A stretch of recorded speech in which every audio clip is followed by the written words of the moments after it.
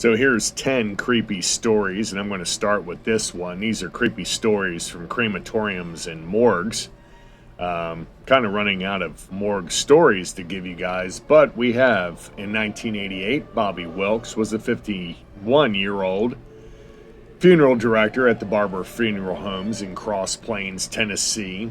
And he did it for at least 20 years. At the grave sites, Wilkes would advise the families not to look down as they're lowering the casket into the ground because it may be very difficult.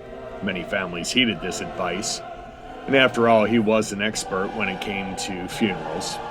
So in October of 1988, Wilkes gave a family his usual graveside spiel, and the pallbearers walked away from the gravesite of their deceased loved one, but one kept Wilkes in their sights. That's when he saw Wilkes throw some potted flowers into the grave, and he didn't put the lid onto the vault. $375 add-on that Wilkes had sold them. They went to tell the police, and he was arrested. Once Wilkes was arrested and it made the news, other families filed complaints against him. The only way to check the claims was to exhume the bodies where they were buried by Wilkes, and 30 graves were all dug up.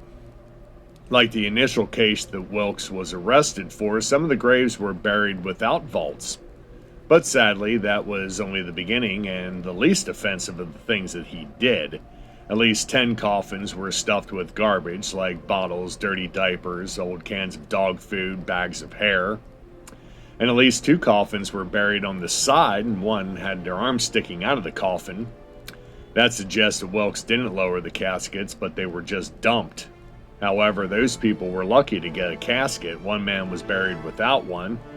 A gravedigger who helped exhume the bodies said that it was like Wilkes was angry at these dead people. It was in 1989 of October.